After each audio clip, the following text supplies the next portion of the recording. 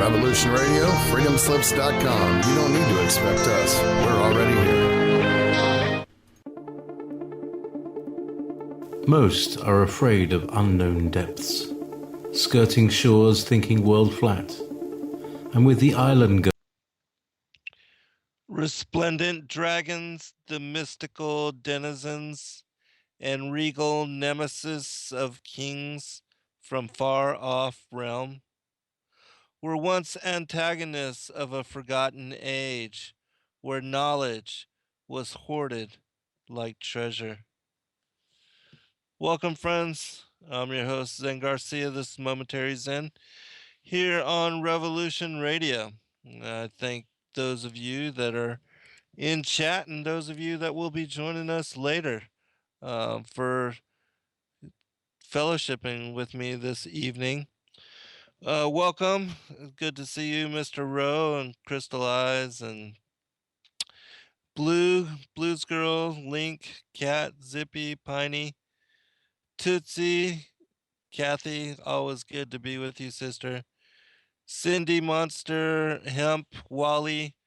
I'm sure Doc Who and the rest of you are in chat somewhere, Jer Bear, and all those that are not in immediate scroll. Know that we appreciate you. This evening I'm going to talk about some connecting links, and specifically um, the revelation of John, which is from First John. There's 5 chapters, but there's some aspects of this particular passage and these particular chapters that talk about and are connected to the what I listed as the dragon wars of the Lord. And if you don't know what I'm talking about, in the Dead Sea Scrolls collection, which is a whole, like last week I did a show on the forgotten and the forbidden lost books of the Bible. And specifically, I had talked about and made mention of the 2 different collections, the Dead Sea Scrolls and the Nag Hammadi Codices, which are large collections that were recently found. Well, I say recent, but like 1945 and 1947. And then there are many texts, the forgotten books of Eden, the forbidden books of the Bible, and the lost books of the Bible collections, which are also, I believe it was in the 1800s that those were released to public.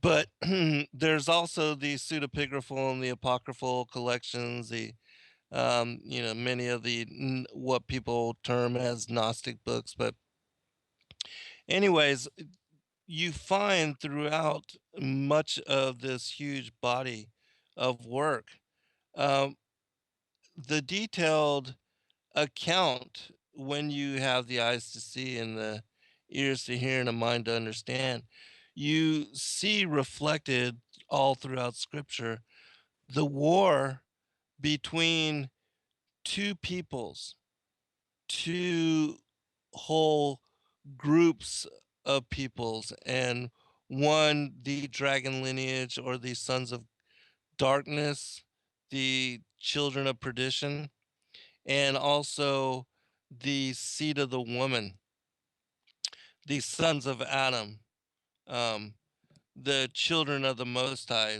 was also referenced as the wheat or the sheep.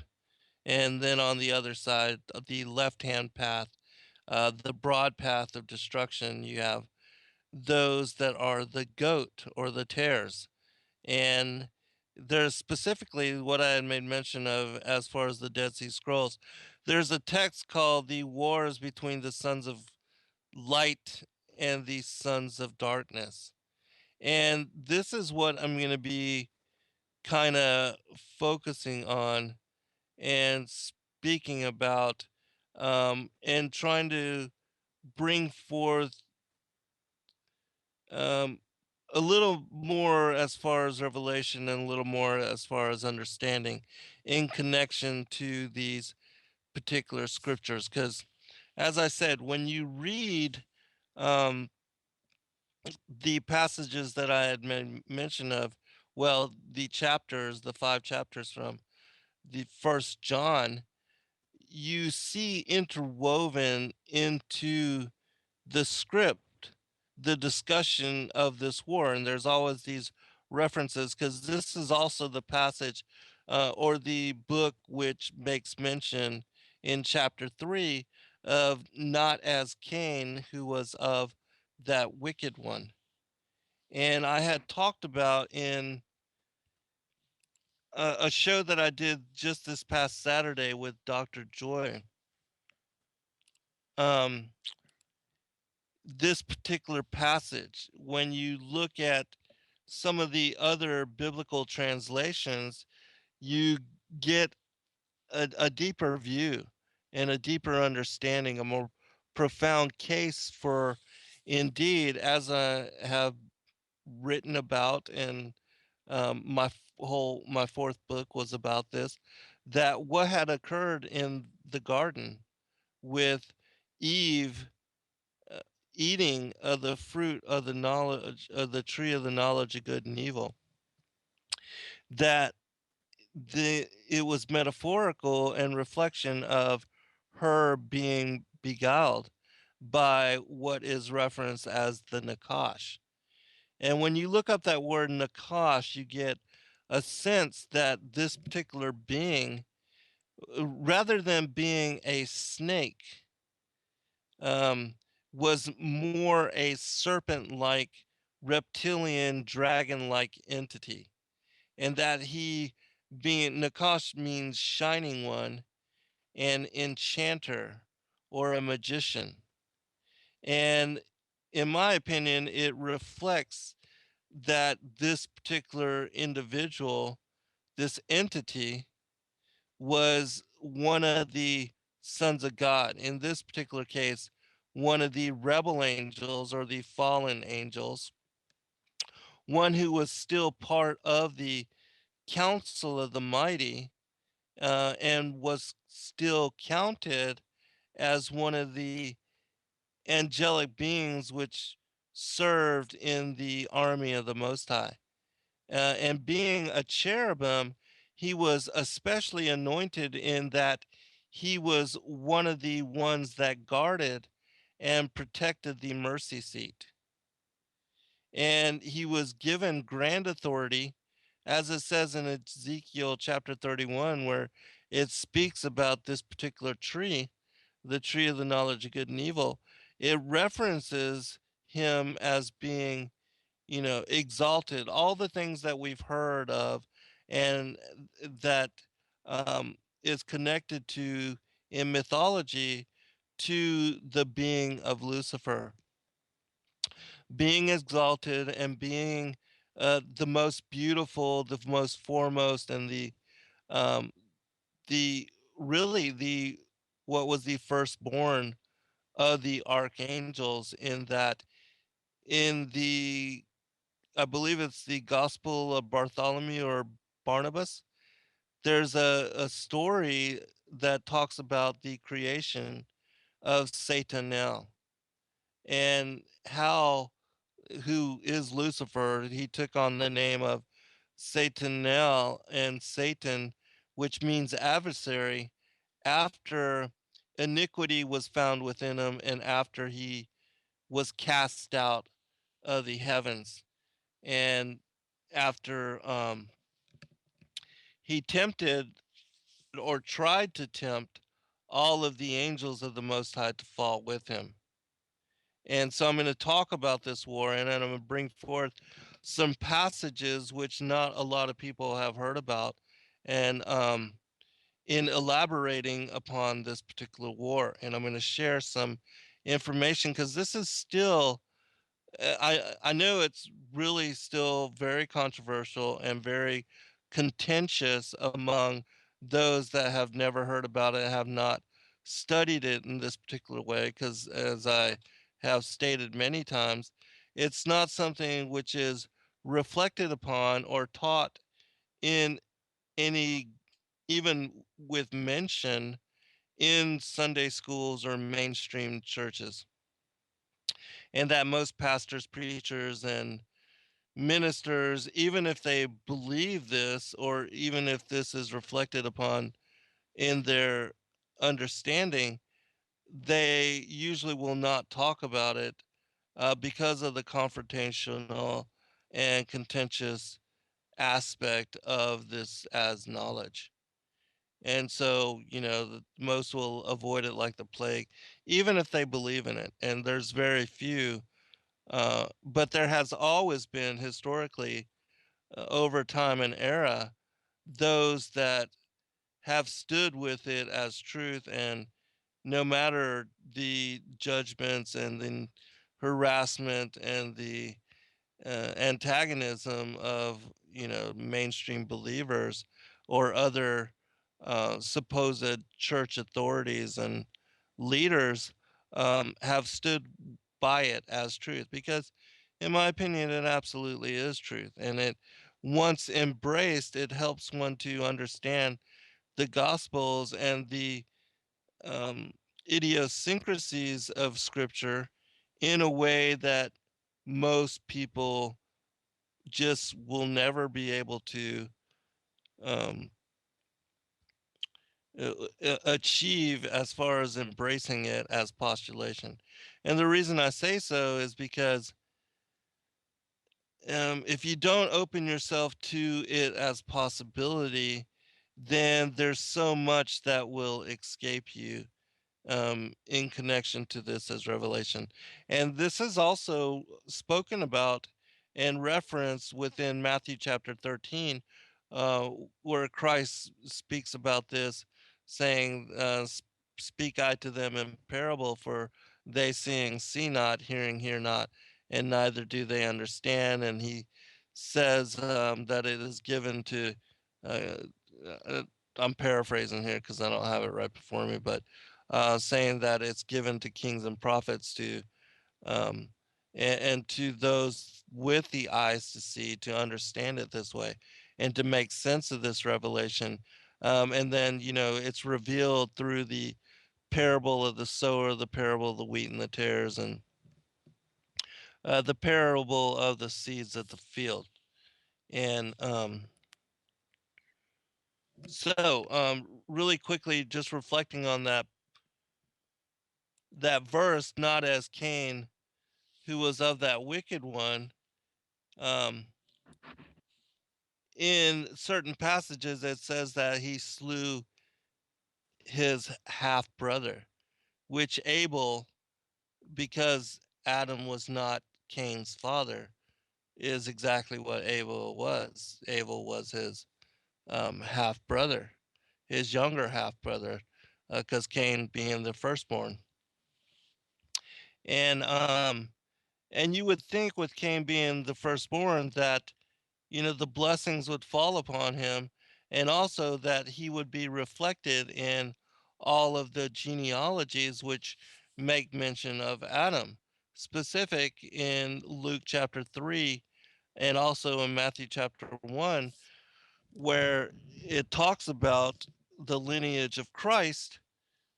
You would think Cain would be, first and foremost reflected therein, but he is not, which should let you know that there's something, you know, definitely not right for him to be excluded, other than, he was the first murderer, liar, and deceiver, and that he killed his brother. Um, but, anyways, if you look at the word where it says, not as Cain, who was of that wicked one, that word of there, you find that it is the Greek word 1537 in the Strong's Concordance. And when used in implying a person, it means a son of, a son of. And so when put that in, not as Cain, who was a son of that wicked one, well, according to the other aspects of, like, the Targums, and um, where it says, and Adam knew Hava, his wife, who had desired the angel, and she conceived and bare Cain. And she said, I have acquired a man, the angel of the Lord. And then she added to bear from her husband, Adam, his twin, even Abel. Well, it helps you to understand that Cain came about and his conception came about as a result of Eve being beguiled by the Nakash, the serpent, who, again, as I said, was not a snake, but a shining one, an enchanter, a magician, and what is referenced as a dragon like entity, a seraphim type being, even though we know he was a cherubim. But he, being this dragon like entity, it's my opinion that, and I show this throughout my work, that he is actually what we see reflected in the ancient mythologies worldwide as being a feathered serpent, and that there's deeper aspects, and we'll go into this as well, but that you'll see reflected in certain portions of the scriptures the idea that he did lose his wings. And I'll actually go to a passage. Like, for instance, this particular passage from the Apocalypse of Moses, chapter 26. It says, But he, God, turned to the serpent in great wrath and said, Since thou hast done this, there shall not be left thee ear, nor wing, nor one limb of all that which thou did ensnare them in thy malice, and causest them to be cast out of paradise. Now, did you notice not left the ear nor wing?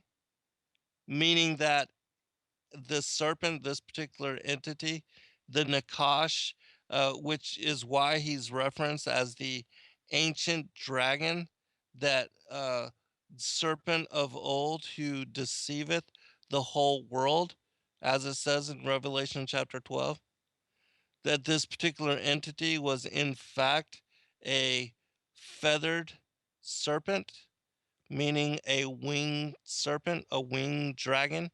And also another, and this was the passage that had set this off for me as revelation.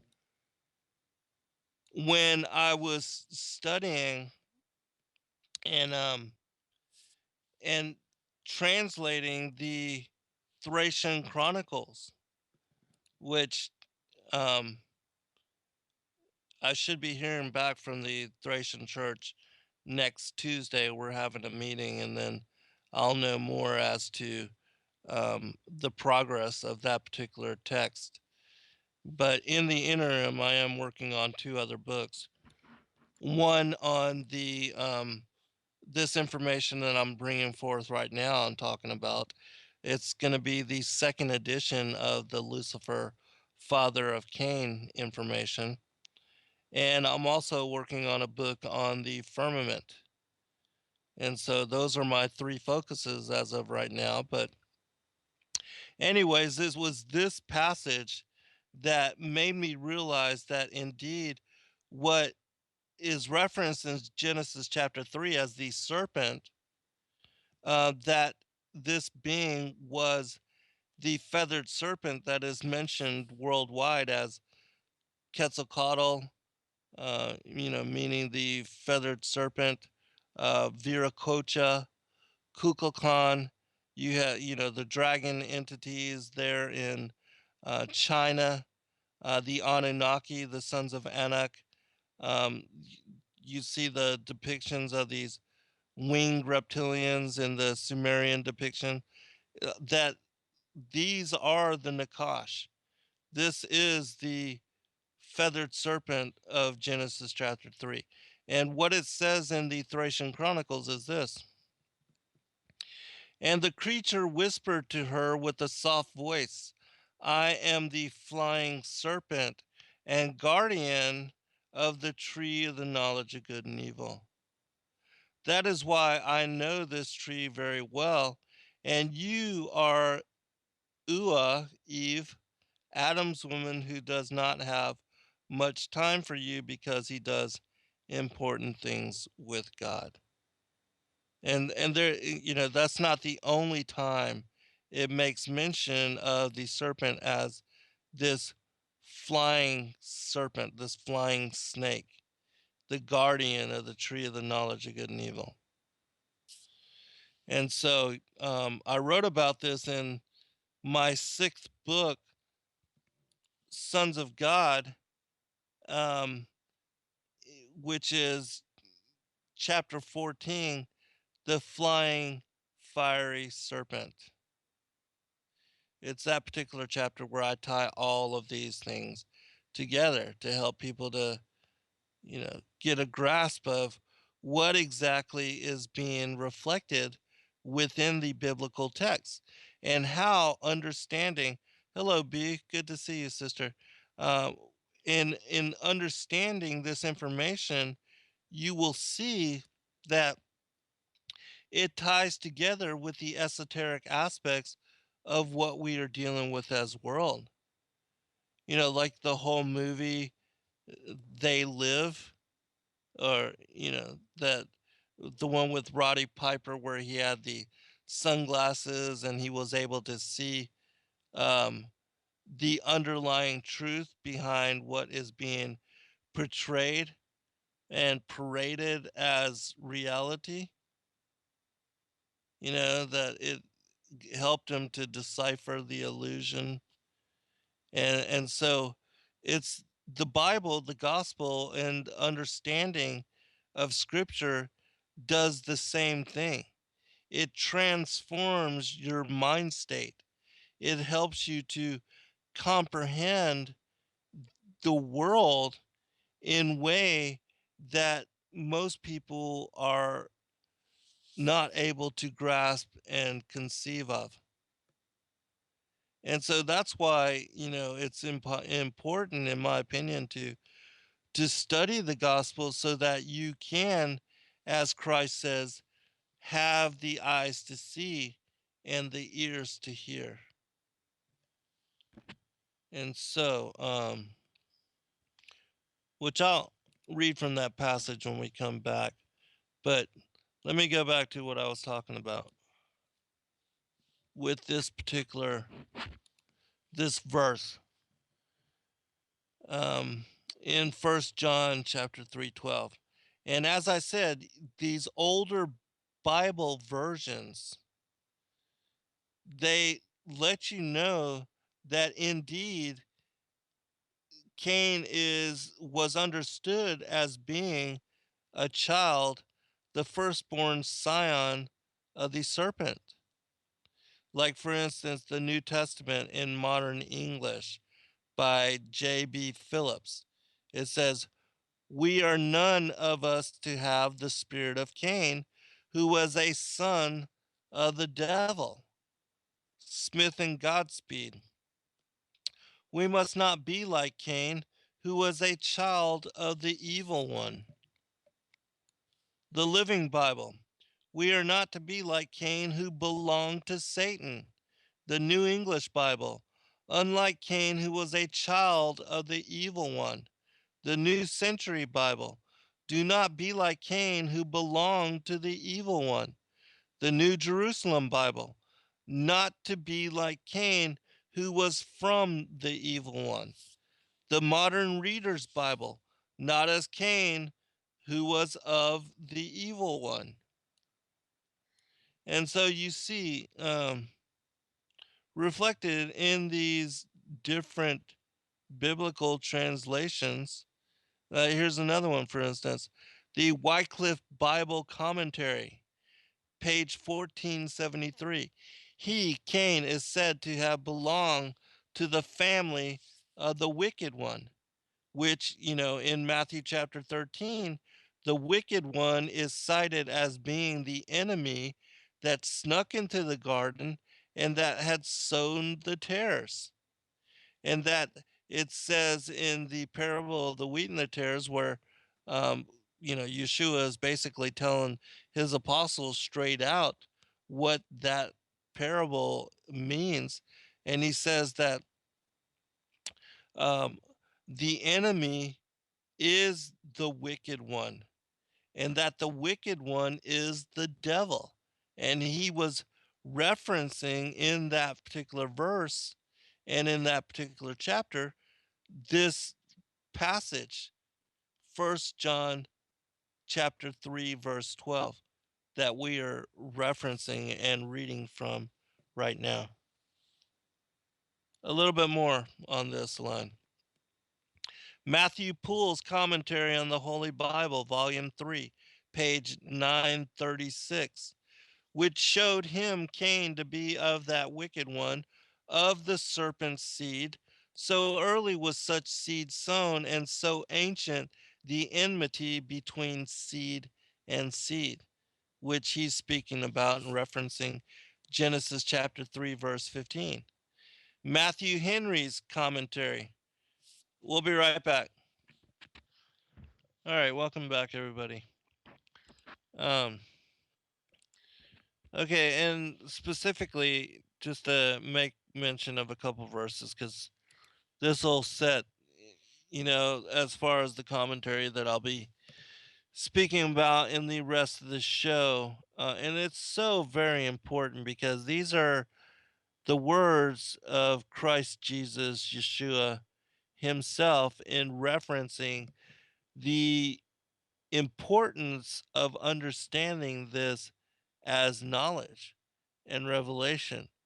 And that and this is what also John makes mention of and speaks about in First John, the chapters, specifically in verse 3:12 that I'm talking about, with not as Cain, who was of that wicked one.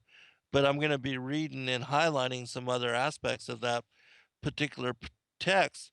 And it's only by understanding and knowing what Christ is speaking about here in Matthew chapter 13 that you'll be able to understand the depth and the profundity of what John is speaking about in that particular chapter. And otherwise, in my opinion, you will not understand it in fully in its entirety in the way that it is meant to be understood. Because there's always these deeper layers to scripture. And, it's like you'll read and study something for 20 and 30 years, but until you have certain revelation, certain understanding, the secrets of those passages and those particular chapters and even books aren't revealed until, and again, and these are these levels that come out. Um, and so, as I was saying, like in verse 25, where it says, "But while men slept, his enemy came and sowed tares among the wheat, and then went his way. But when the blade was sprung up," meaning when the children were born, "and brought forth fruit," again, fruit, when you look up that word fruit in the Strong's Concordance, it means children, progeny, offspring. "Then appeared the tares also. And the tares are the seed of the serpent, the children of the wicked one, Cain specifically, leading to his generations." Because in Genesis chapter 4, you have 10 generations of the children of Cain cited within those passages, within those verses.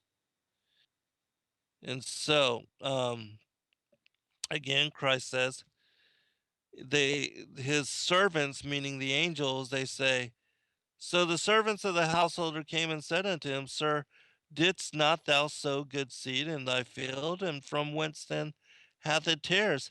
And he said unto them, An enemy hath done this.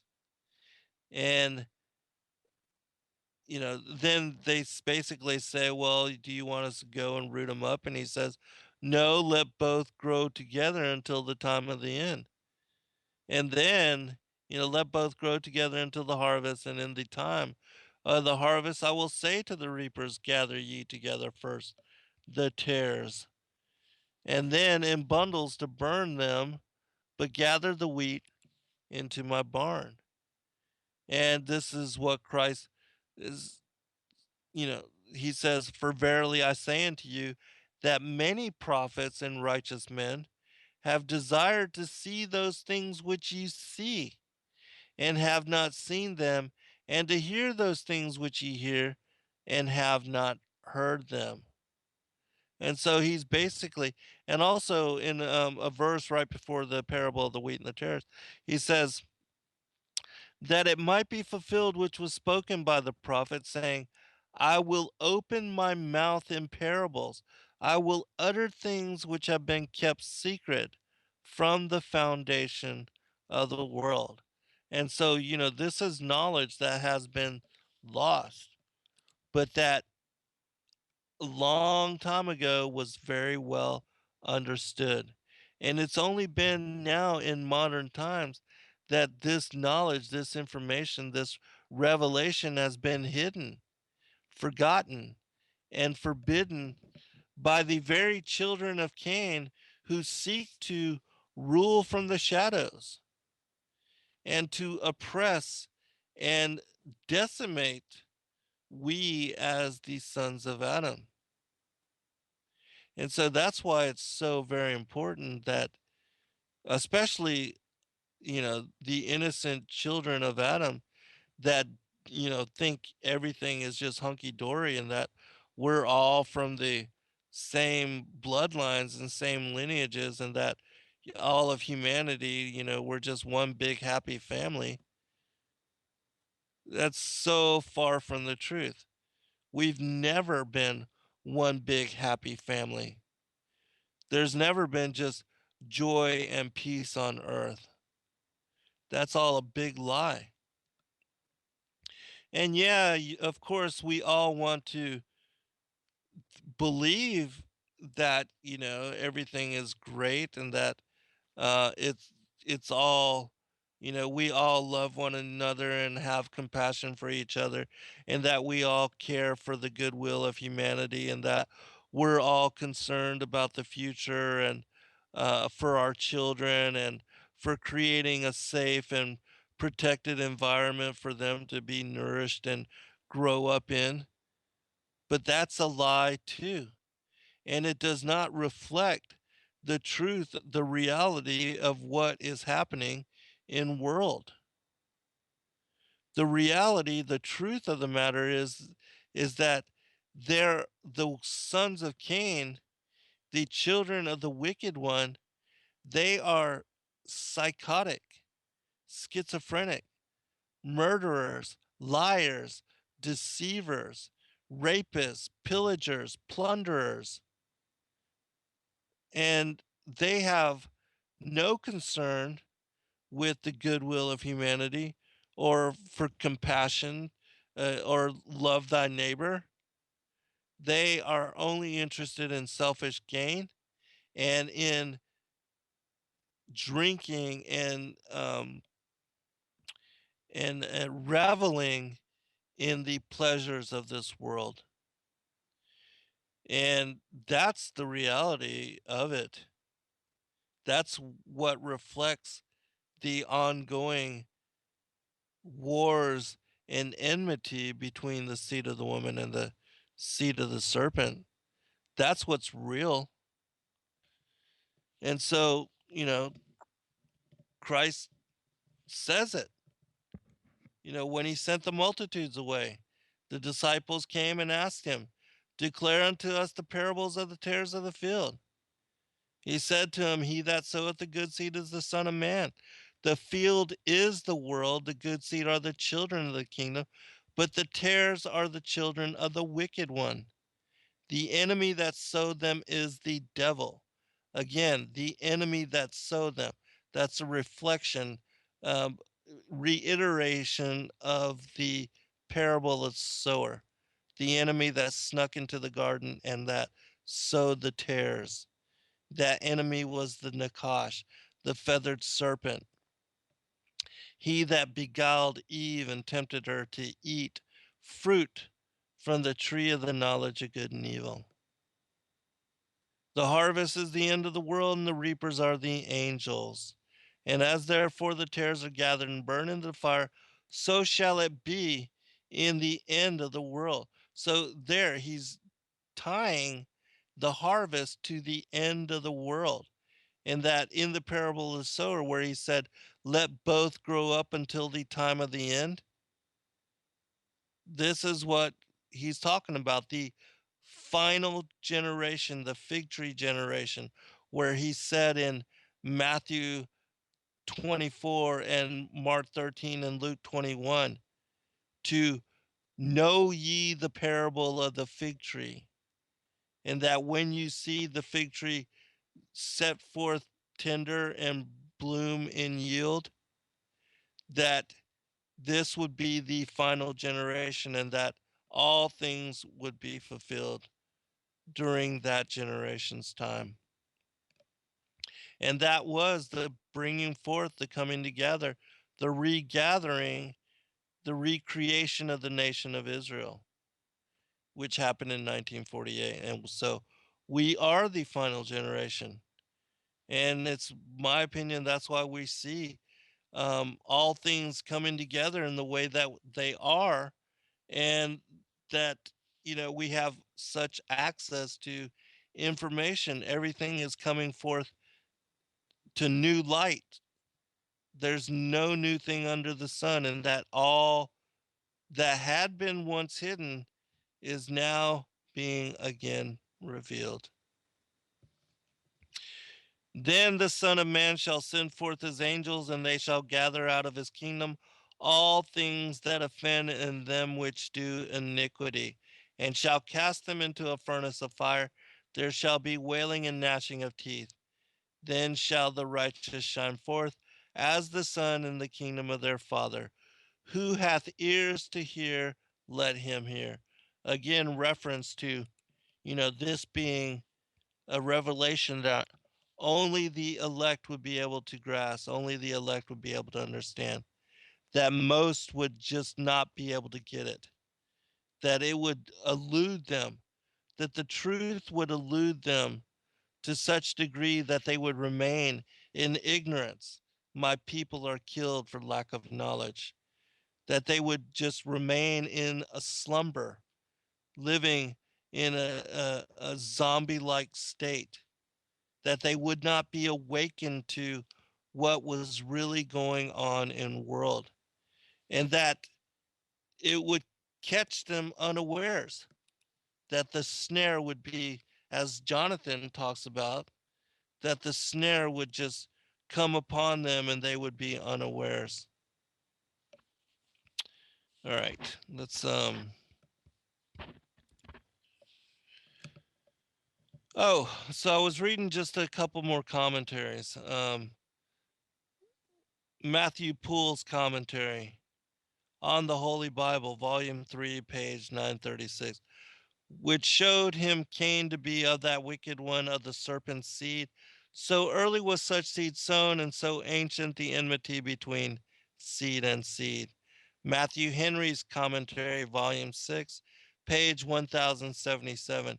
It showed that he, Cain, was as the firstborn of the serpent's seed.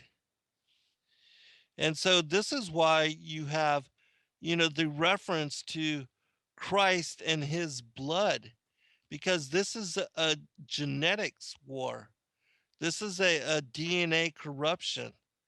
And you'll see this also reflected throughout scripture, that the genetics of the line of Cain, there being a hybrid race, the sons of God mating with the daughters of Cain, that it was only because they were already hybrid and corrupted, that the sons of Cain were even, I mean, the sons of God were able to mix with them. The same thing for the giants, being born of the hybrid line of Cain. And that, just as Nimrod being a Gibberim, um, that the sons of Anak, you have this, being a completely different physical type entity, 6 fingered, 6 toes, giant, enormous stature, muscular, um, and also being so large of stature that they were unable to even mate with human women in natural manner, which is also why they turn to one another, these giants, and turn to one another for sexual pleasure, creating, and also to other animals, bestiality and homosexuality. And that's what, um, caused this to come about. And also not being able to be born naturally. That in the Keber Nagas, it says that they split open the navels and were born. They burst out of the navels of their mothers, and they killed them in birth. So, which again goes back to the whole thing of Genesis chapter 3, verse 15, with the enmity between the seed of the woman and the seed of the serpent. And you have this also reflected throughout Scripture, where Christ makes reference of the tree, and you will know them by their fruit. The same thing, the tree, the uh, generations, the bloodlines, a family tree, it's all connected to the same kind of thing. And when you look up the word seed in the Strong's Concordance, as I said, also fruit. Um, for fruit, the direct link to children, offspring, family line. In seed, the Greek word 4690, sperma, which, basically is absolutely genetic, has everything to do with children and progeny. So, which is why, I try to help people to understand this whole concept, so that when you do study the scriptures and you look at the gospels and you read them in profound manner, that they will make sense to you in a way that they might not have previously. All right, we're going to go ahead and go into the John stuff. And I'm going to share, before we get there, I'm going to share a couple other things. Like a passage from the book of Enoch, chapter 9. And I saw the spirits of the sons of men who were dead, and their voices reached to heaven. And while they were accusing, then I inquired of Raphael, an angel who was with me, and I said, whose spirit is that, the voice of which reaches to heaven and accuses? He answered, saying, this is the spirit of Abel, who was slain by Cain his brother, half brother, and who will accuse that brother until his seed be destroyed from the face of the earth, until his seed perish from the seed of the human race. And so here in the book of Enoch, you have basically Cain making, standing before the Most High as judge, and accusing Cain and wanting Cain and his bloodline to be wiped from the human race. And also, there's another called the dream vision. I believe it's in chapter 84 or 89, somewhere around there, where it speaks about um, the children of both Cain and the children of Adam, and it speaks about Cain and his children as being um, goats, sheep, and asses, or not sheep, goats and asses and donkeys, camels and elephants. I mean, just weird hybrid creatures. And it speaks about Adam's children as being bulls. And it makes mention of Adam's children as being white in purity. And that Cain is specifically mentioned as a black um, a black bull. And Abel red, I think, because he was murdered by his half brother. But you get this weird hybrid connection to the children of Cain. And then it says that the stars, the fallen angels, that when they fell from heaven, that they pastured with the oxen of Cain, or the children of Cain. And so all of that, the book of Enoch also speaks about this and covers it in the same way that we're speaking about, which there's a verse in Matthew 23 that upon you may come all the righteous blood shed upon the earth, where Christ is speaking to the Pharisees, from the blood of righteous Abel unto the blood of Zacharias, son of Barachias, whom ye slew between the temple and the altar. And so he's tying together the Pharisees with the children of Cain, because who was it that killed Abel? It was Cain.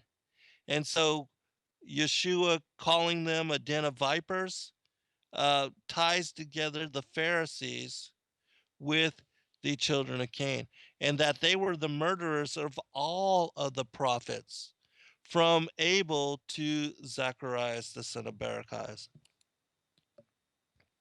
And so you see this all reflected in every aspect, in every way, all throughout Scripture. Um, all right. And you'll also see this reflected in the rabbinical commentaries, which were written early on by some of the most well respected rabbis like Eleazar um, and other rabbis, when they're talking about this understanding. I'll give you an example. It says, two beings, Adam and the Nakash, the feathered serpent, had intercourse with Eve. That's eating the fruit from the tree of the knowledge of good and evil, and then her giving the fruit to her husband Adam. And she conceived from both and bore two children. Each followed one of the male parents, and their spirits parted, one to this side and one to the other, and similarly their characters. Uh, we'll pick it up on the other side. We'll be right back, everyone. And take heed to yourselves, lest at any time your hearts be overcharged with surfeiting and drunkenness and cares of this life, and so that day come upon you unawares. For as a snare shall it come on all them that dwell on the face of the whole earth. Watch ye therefore and pray always that ye may be accounted worthy to escape all these things that shall come to pass and to stand before the Son of Man. Welcome back, everybody. I'm your host, Zen Garcia. This is Momentary Zen, and this evening we've been talking about the war, the dragon wars, the wars between the the enmity between the seed of the woman and the seed of the serpent, the wars between these sons of light and these sons of darkness, the children of the law and the children of perdition, the goat and the sheep, the those of the left hand path and those of the right hand path, the wheat and the tares, the good and the bad figs. There's so many references to these two sides all throughout Scripture. You see this theme played out between these two beings, these two peoples, these two sides. Even with Jacob I loved and Esau I hated, which again doesn't make any kind of sense at all unless you understand that we pre existed and that having pre existence, that we were spiritual entities before ever incarnating into the flesh, and that the Most High knew us before we were ever born or ever joined to our flesh bodies, that as the sons of God, as spiritual beings, that he knew us previous to our incarnation into flesh, before we took um, took on being in a fallen state, in a fallen world, where we're surrounded by devils and demons. And so, this is again why Christ reference, Yeshua reference, remember from whence thou art fallen, because that's a whole huge part of the story that most people live out. I mean, leave out.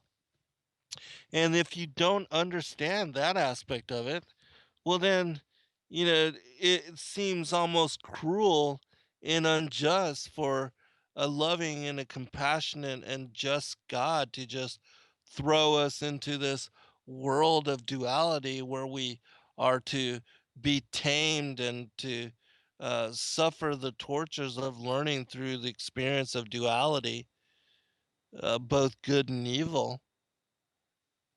And so you have to understand how even our behaviors and our wants and our desires and who we were previous to coming into flesh form, how our election determined circumstance and situation for our birth, and even our parents, our siblings, friends, and families and loved ones who we've come to know and hold as important. Even those of us that are lucky enough to, find our soulmates, our twin flames, and to reunite with them in life and being and share, lifetime and space and memory um, and effort and struggle with them. I mean, this is an incredibly fascinating and beautiful opportunity, even though it is fraught with danger.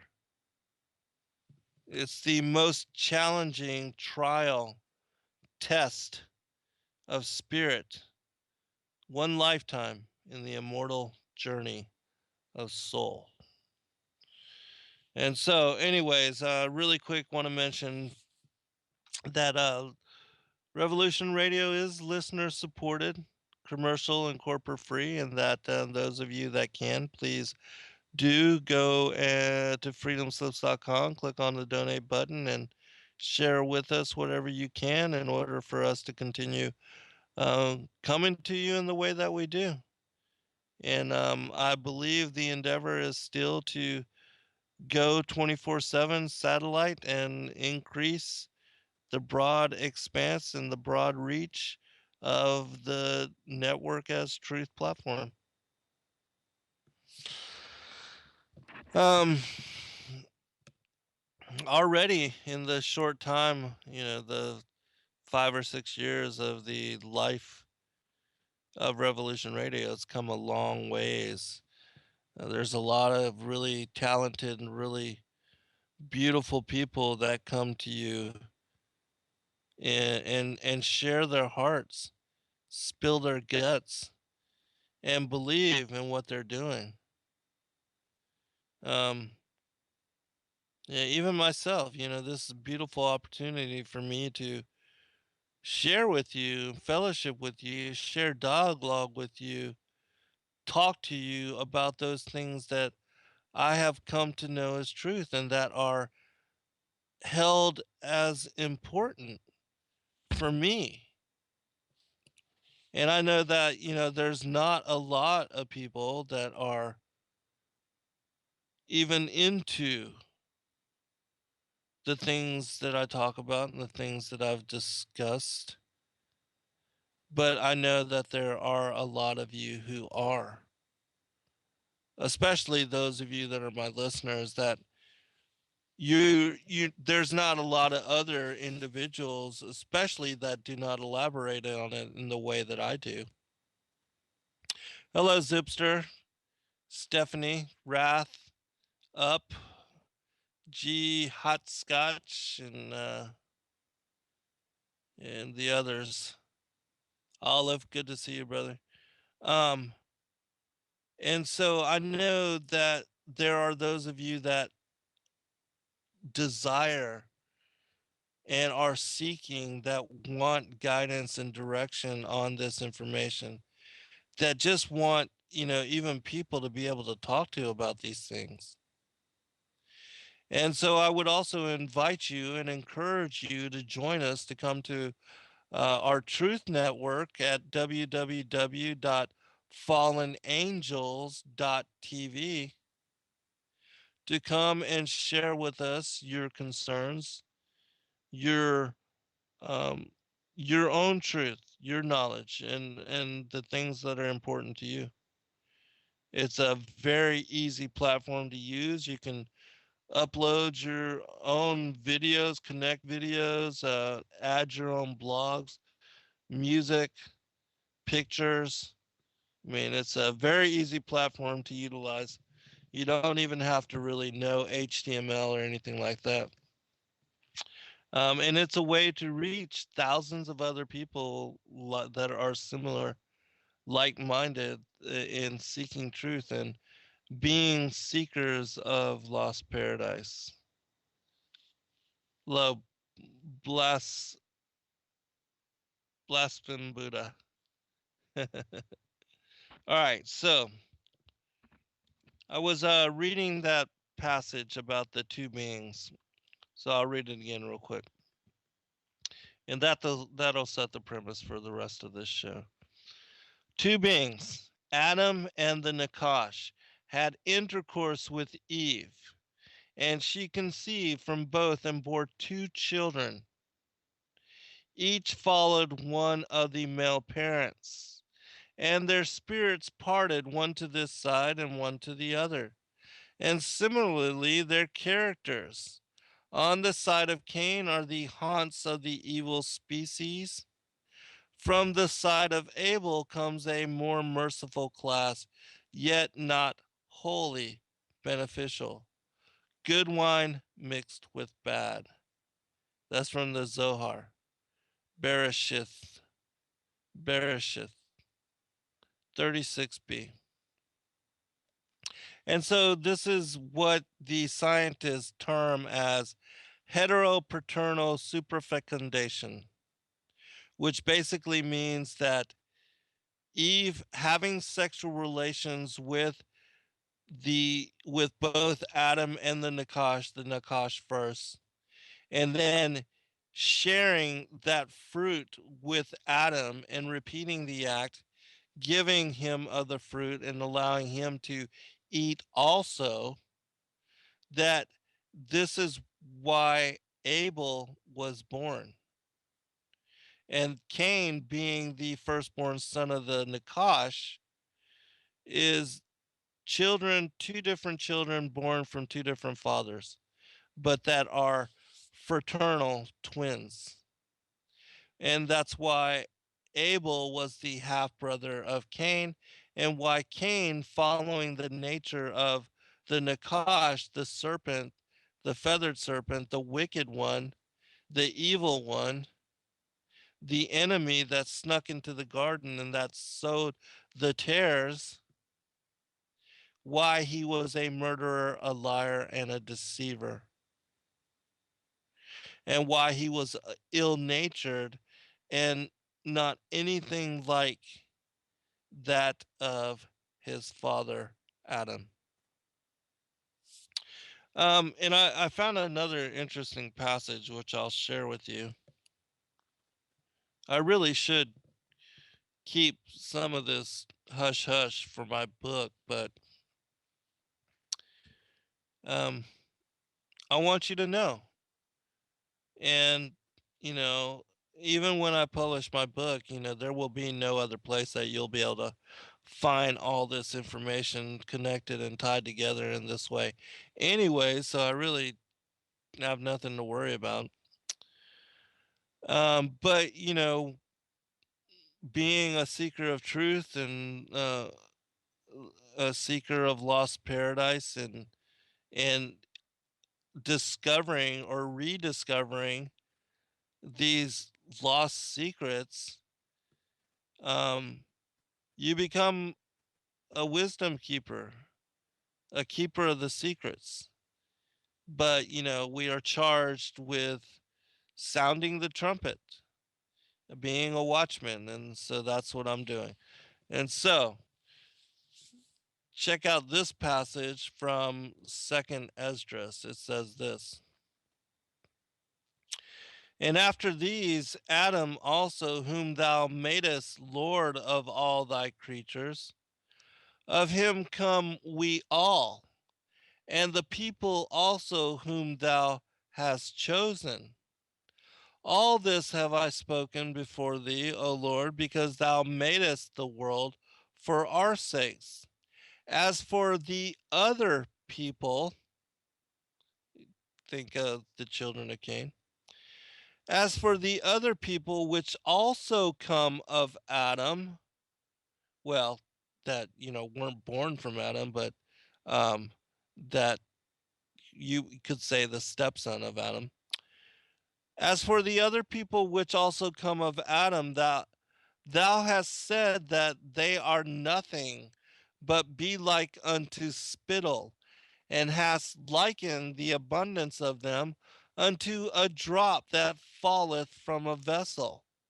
And now, O Lord, behold, these heathen, which have ever been reputed as nothing, have begun to be lords over us and to devour us.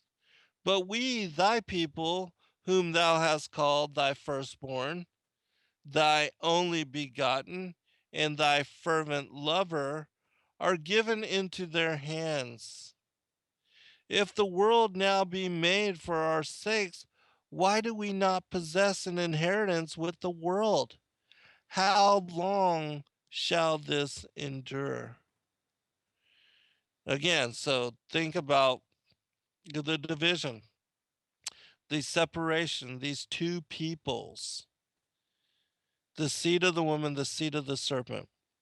You have the immediate division with Cain and Abel being murdered by his half brother. You have Seth, who was born in Adam's similitude and likeness as a replacement for Abel.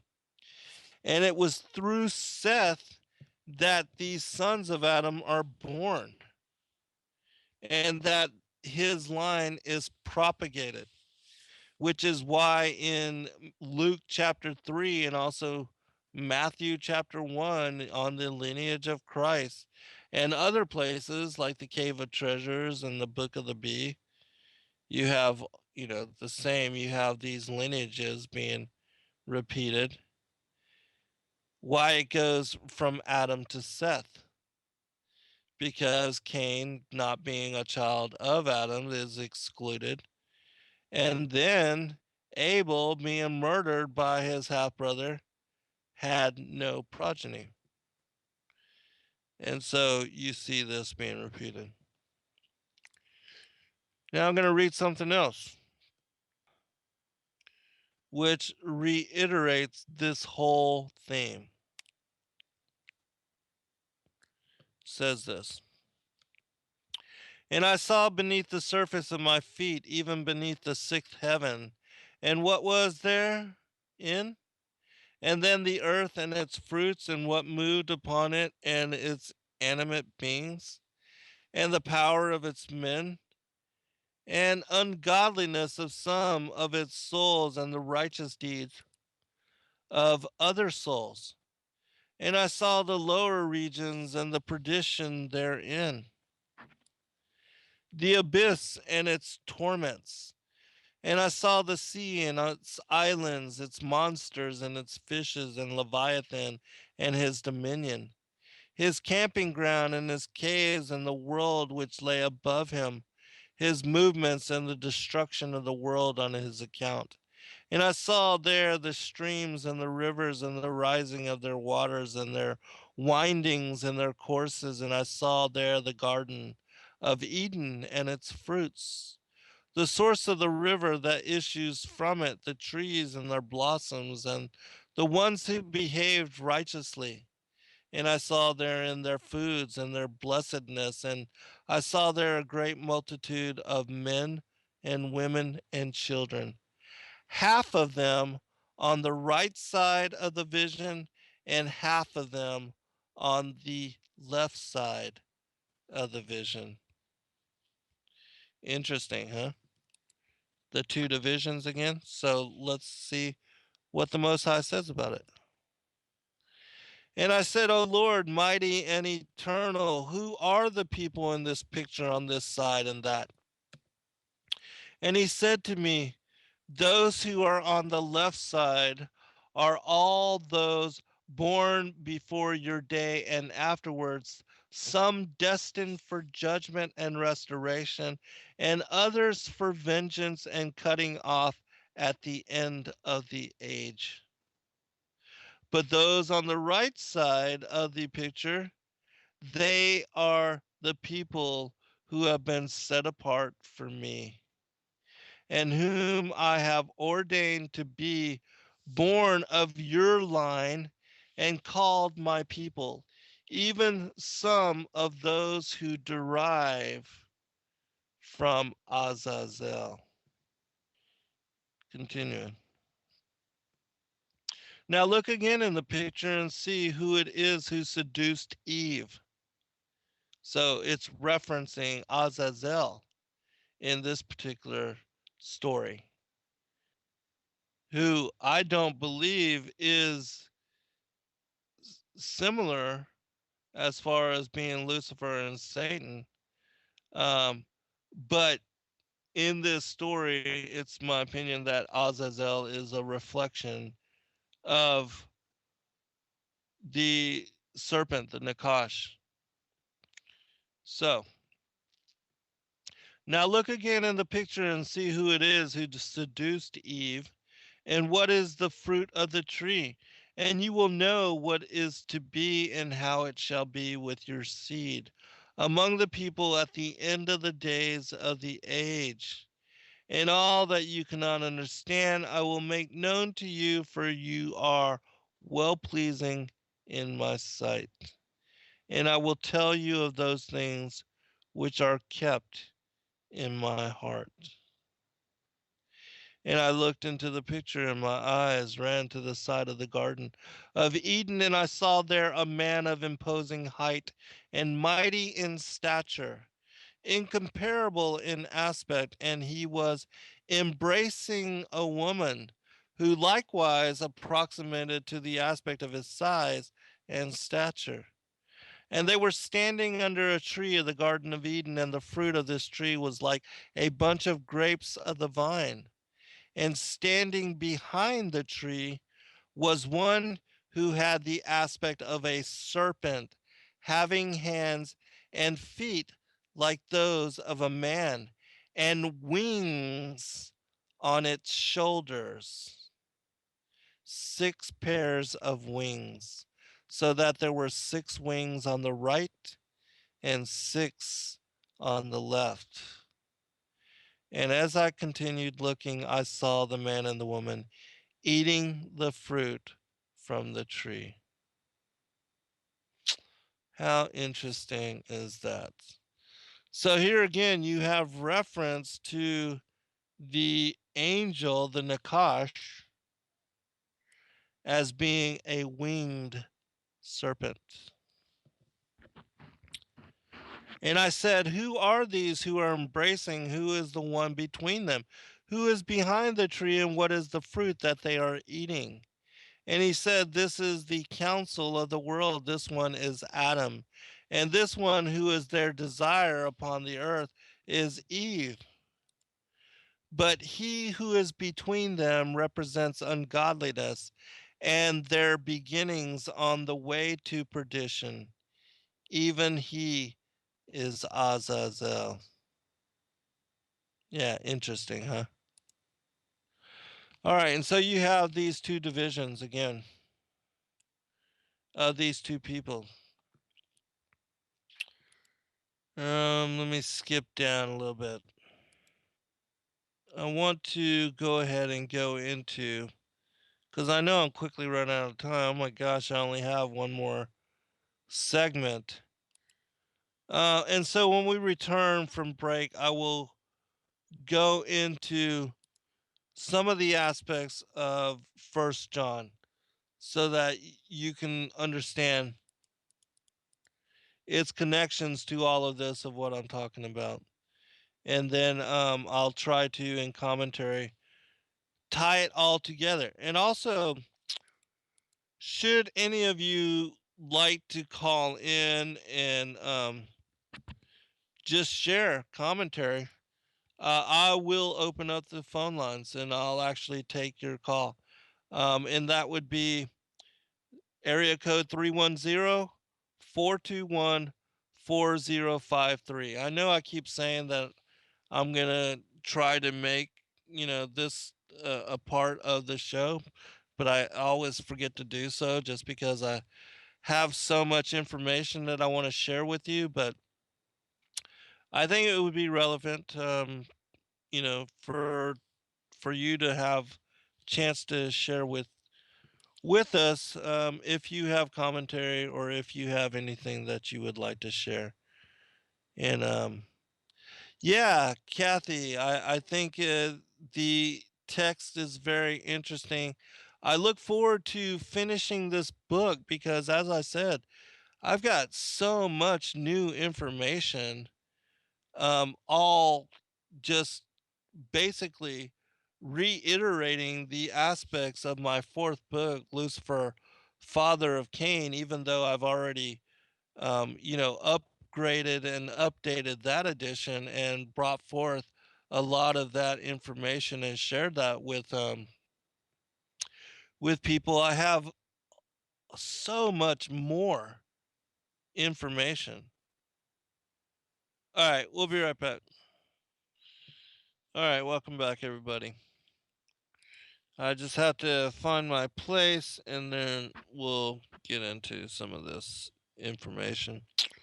But for those that do not have access to the chat room, I was actually reading from a text called The Apocalypse of Abraham, which is another one of those texts that not a lot of people know about and that I think is important and relevant for the study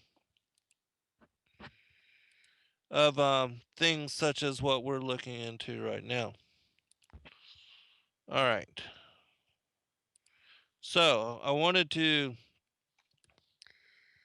highlight really quickly some aspects of First John, um, which, if I had time, I would really go through the whole 5 chapters because there's so much very deep and cryptic information here, and I I think that it would benefit people to be able to have all the information that I have connected to some of these passages, because again, it's referencing and detailing things that are mentioned in extra biblical and extra canonical texts. But we won't have that time to do that. But maybe I'll do it in another show at some point. But also, I want to give a shout out to my friend, brother George Cannon. He's been doing some really awesome work in the background. Also, too, I want to give total props and respect to Kathy for all of her efforts in helping with the show, and just the incredible research that she does, and in all the things that she keeps up with, and um, specifically we're gonna have a lot of guests coming on very very soon, and so a lot of really um, well researched and very educated individuals when it comes to ancient mysteries and mythologies, and understanding how truth ties together in full summation the biblical scriptures, the gospel secrets, to that of those things that are outdated, not outdated, but little understood, as far as seemingly not fitting into their time period, and how the prior times, and understanding that the fallen angels were banished, exiled, and here on the earth before we were as modern humanity, helps to decrypt some of the misconceptions and the misunderstandings of why things seem out of place, anomalous, as to, you know, megalithic structures and cities at the bottom of the oceans, and that had to have been built at a time before humanity was even considered to be hunters and gatherers, and how these highly advanced and technologically advanced megalithic sites could be aligned to certain star constellations at a time when, hunters and gatherers weren't even looking at the stars or even considering aligning um, their whole city complexes to the solstices or equinoxes or whatever alignments they are aligned to, which reflects and shows, because it was the fallen angels and their placement here, exile here, and their being here before we were, they brought with them some of the secrets of the heavens, and how, having these secrets, they were able to achieve things that we would consider unachievable, but yet there they are.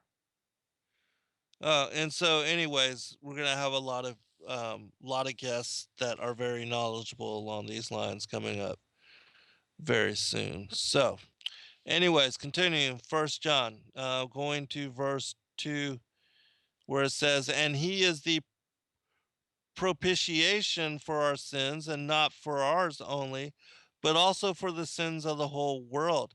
And hereby we know that we know him, if we keep his commandments."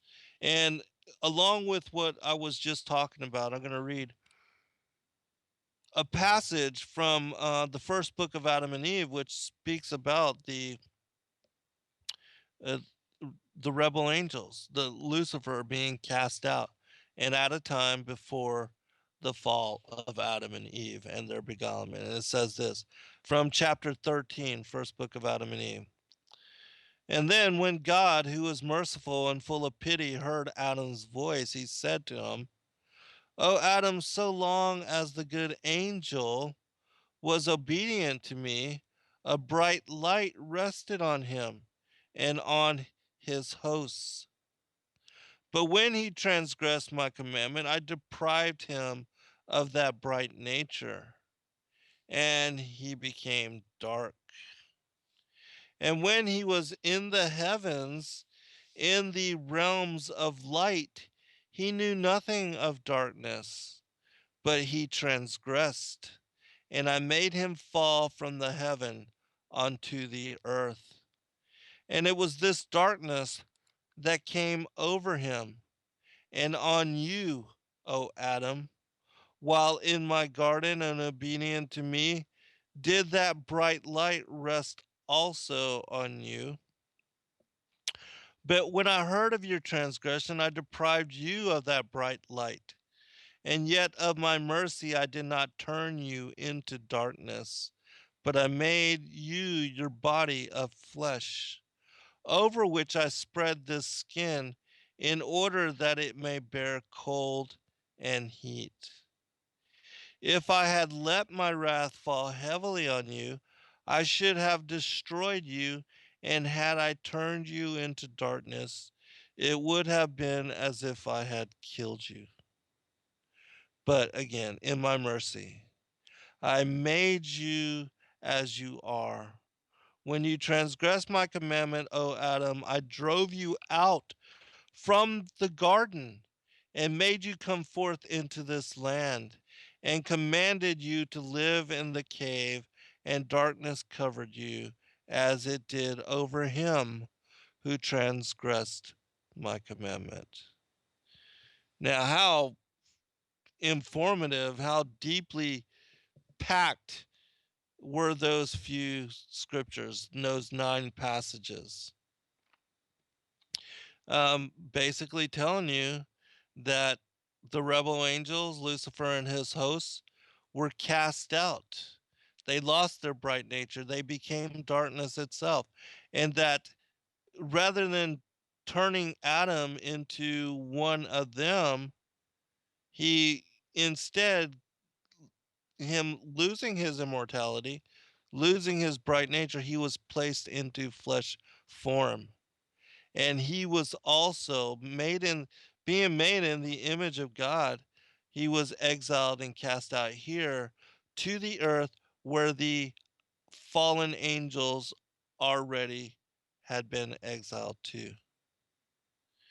And so, I mean, it connects to all the things that we're talking about.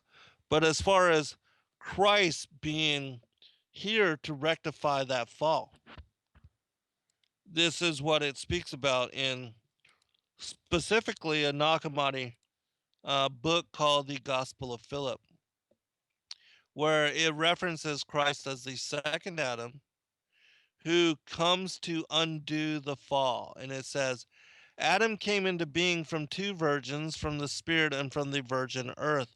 Christ therefore was born of a virgin to rectify the fall which occurred in the beginning.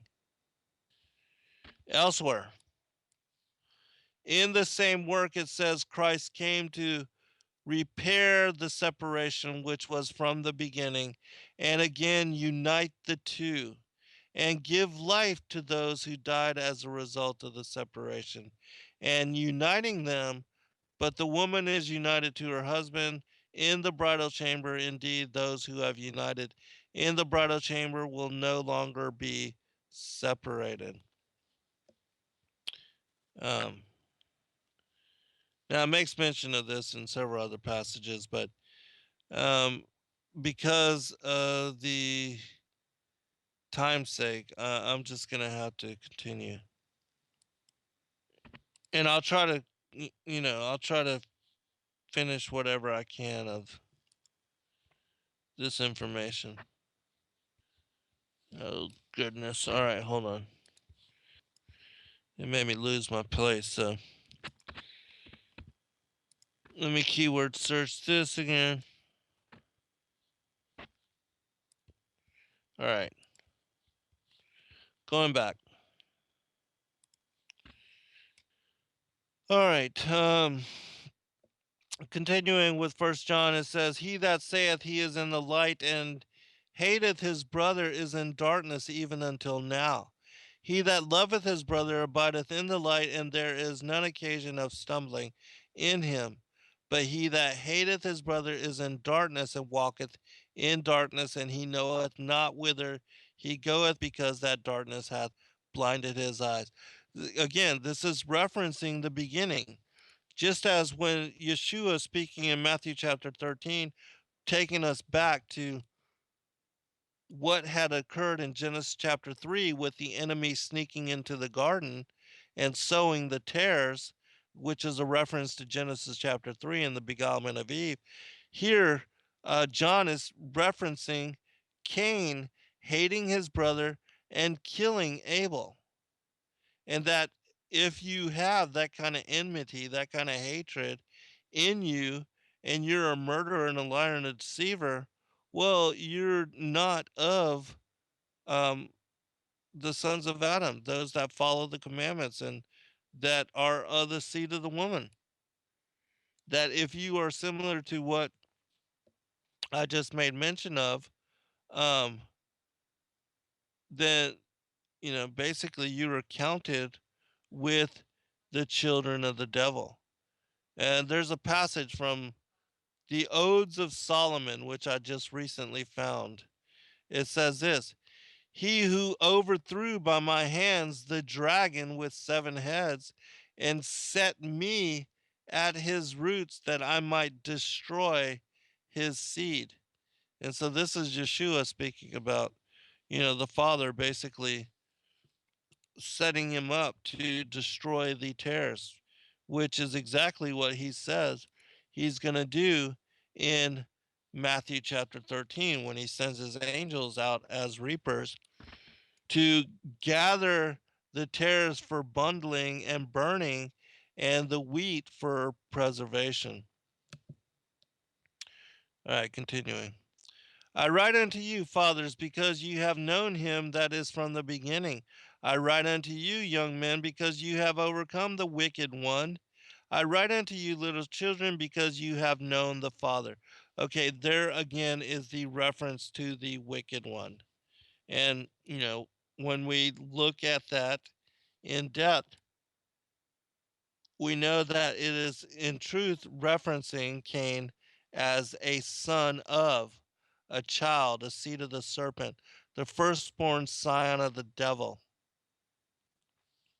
Which, going back to the beginning when we're talking about Christ rectifying the fall, the earliest prophecy beside Genesis chapter 3, verse 15, of the coming of Christ, is also found in the first book of Adam and Eve, where Adam speaking to God, God tells him that he's basically ordained him to come and to, basically be here for time, and that he would send his son to be born. Well, I'll just read it really quick. But God the Lord said to Adam, Indeed, I say to you, this darkness will pass from you every day I have determined for you until the fulfillment of my covenant, when I will save you and bring you back again into the garden, into the house of light that you long for, in which there is no darkness. I will bring you to it in the kingdom of heaven. Again said God to Adam, All this misery that you have been made to take on yourself, because of your transgression, will not free you from the hand of Satan and will not save you. But I will, when I shall come down from heaven and shall become flesh of your descendants and take on myself the infirmity from which you suffer. Then the darkness that covered you in this cave shall cover me in the grave when I am in flesh of your descendants. And I, who am without years, shall be subject to the reckoning of years, of times, and of months, and of days, and I shall be reckoned as one of the sons of men in order to save you. And so, John is also referencing that even Adam and all the descendants of Adam knew that Christ was coming to save them, and that he would take on the flesh, be born of a virgin, and that he would be the savior of the world. I mean, the prophecy goes all the way back. And as I said in my work with the Thracian church and the Thracian Chronicles, this text goes back 5500 BC, predates the Sumerian, the ancient Egyptians, and shows to us that the most ancient people post flood, the Thracians, they were Christians, and they knew that Christ would come into the flesh, that he would be born of a virgin, and that he would be, as I said, Savior, Messiah Savior of the world. Continuing. Little children, it is the last time, and as ye have heard, that Antichrist shall come, even now are there many Antichrists, whereby we know that it is the last time. They went out from us, but they were not of us.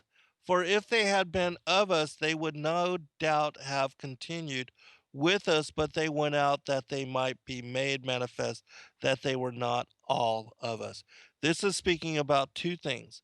First, the fall of Satan, the rebel angels, and how they, and also the sons of God, the watchers that left their place of habitation, married with the daughters of Cain, but also the children of Cain, because they are not counted with the seed of the woman, with the children of Adam.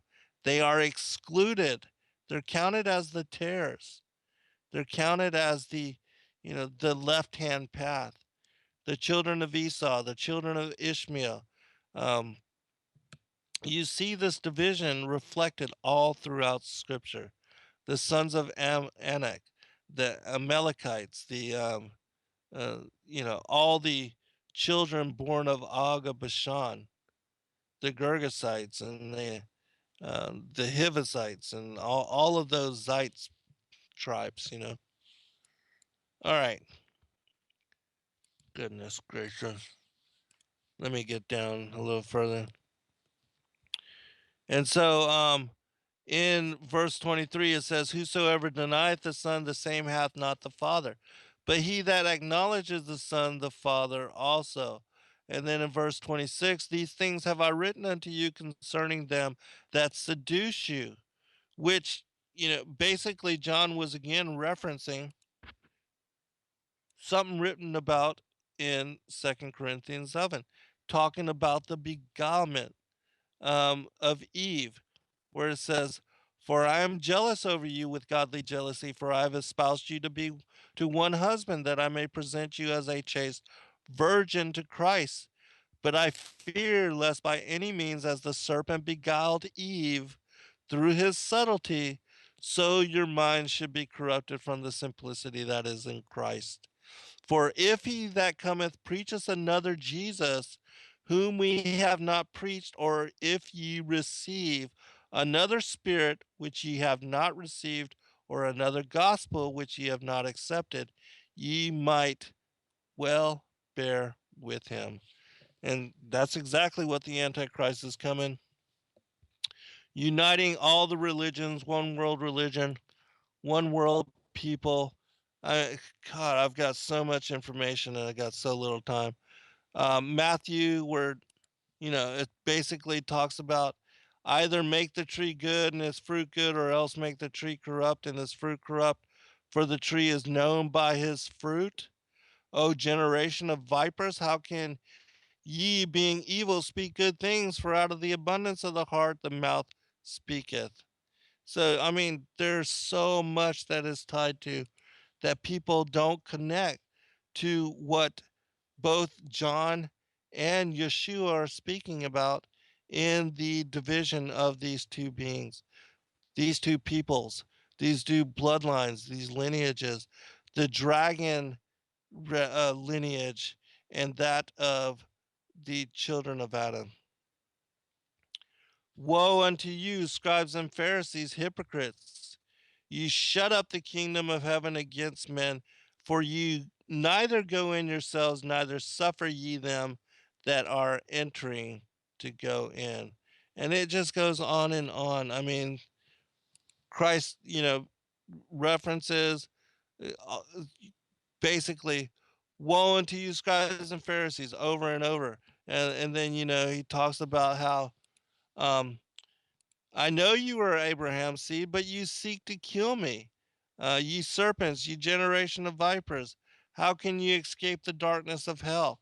I mean, it's over and over the connections of what John is talking about, and also what he is talking about in tying the Pharisees to these particular bloodlines, the dragon lineage.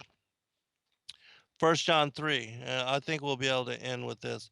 where it's talking about, beloved, now are we the sons of God, and it doth not yet appear what we shall be, but we know that when he shall appear, we shall be like him, for we shall see him as he is. In Psalms 82, it speaks about the sons of God, our pre-existence, who we were, our sentence to be born into into the earth, to be born into the flesh, to die like men, fall like one of the princes. The same thing with Jacob have I loved, but Esau have I hated.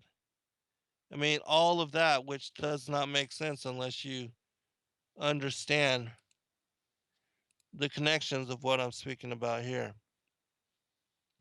And then let me get to the passage which we began with. And he that committeth sin is of the devil, for the devil sinneth from the beginning. For this purpose the Son of God was manifested, that he might destroy the works of the devil. Whosoever is born of God doth not commit sin, for his seed remaineth in him, and he cannot sin, because he is born of God. In this the children of God are manifest, and the children of the devil.